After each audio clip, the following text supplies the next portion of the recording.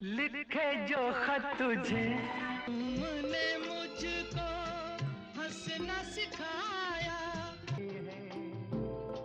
ठंडी आहें हवा भर रही। भारतीय सिनेमा के इतिहास में सबसे महान प्लेबैक गायकों में से एक मोहम्मद रफी ने अपनी भावपूर्ण आवाज, बेजोड़ बहुमुखी प्रतिभा और विनम्रता से लाखों लोगों के दिलों पर अमिट छाप छोड़ी। 24 दिसंबर 1924 को पंजाब के अमृतसर के पास एक छोटे से गांव कोटला सुल्तान सिंह में जन्मे रफी एक साधारण परिवार से निकलकर एक महान हस्ती बन गए, जिनके गीत पीढ़ियों तक गूंजते रहे। इस वीडियो में हम आपको बताएंगे कि कैसे मोहम्मद रफी भारत के सबसे महान गायकों में से एक बन गए। इसलिए पूरा वीडियो देखें और सब्सक्राइब करना न भूलें।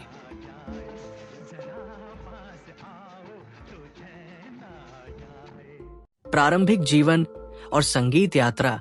छोटी उम्र से ही रफी ने संगीत में गहरी रुचि दिखाई। वो अपने घर के पास से गुजरने वाले सड़क के गायकों से मोहित हो जाते थे और अक्सर उनके गीतों की नकल करते थे। अपने बड़े भाई और पारिवारिक मित्रों से प्रोत्साहित होकर रफी ने उस्ताद बड़े गुलाम अली खान और उस्ताद अब्दुल वाहिद खान जैसे प्रसिद्ध शिक्षकों से शास्त्रीय संगीत में औपचारिक प्रशिक्षण शुरू किया। उनका पहला सार्वजनिक प्रदर्शन 13 वर्ष की आयु में लाहौर में हुआ, जहां उन्होंने प्रसिद्ध के एल सहगल की उपस्थिति में गाया, जो कथित तौर पर युवा प्रतिभा से बहुत प्रभावित थे।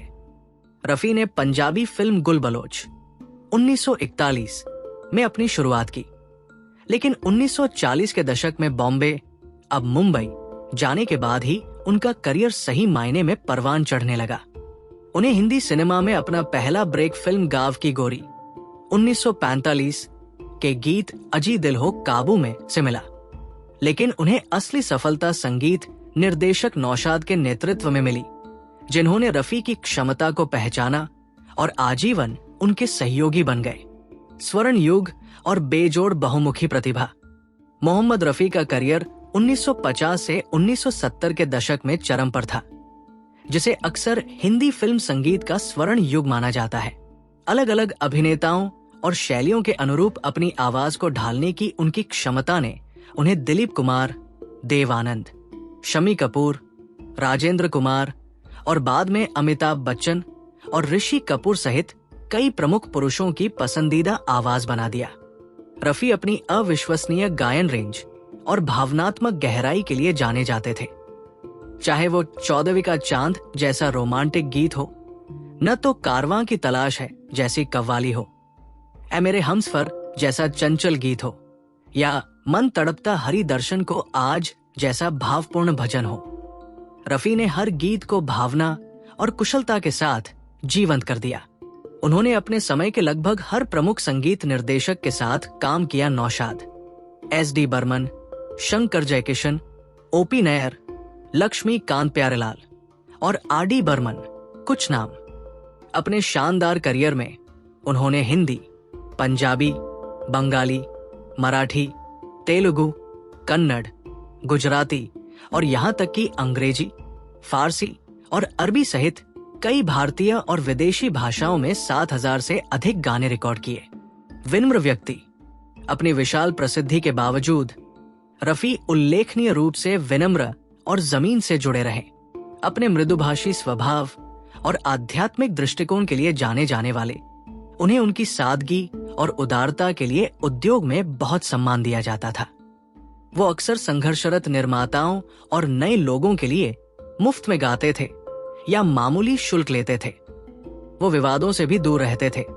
हालांकि वो कुछ समय के लिए लता मंगेशकर के साथ रॉयल्टी अधिकारों को लेकर मतभेद में शामिल थे, एक संघर्ष जिसे उन्होंने बाद में शालीनता से सुलझा लिया।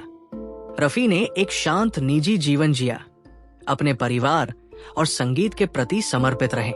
उन्होंने एक अनुशासित जीवन शैली बनाए रखी। उनकी विनम्रता और दयालुता ने उन्हें न केवल प्रशंसकों बल्कि साथी संगीतकारों और सह कलाकारों का भी स्नेह दिलाया। विरासत और मृत्यु। मोहम्मद रफी का 31 जुलाई 1980 को 55 वर्ष की आयु में दिल का दौरा पड़ने से अचानक निधन हो गया।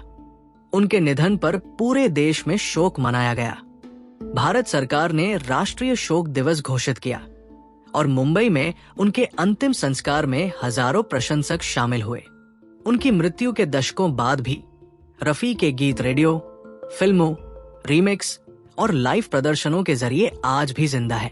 उन्हें 1967 में मरणोपरांत पद्म श्री से सम्मानित किया गया और उनके बाद के अनगिनत गायकों की आवाज में उनका प्रभाव सुना जा सकता है।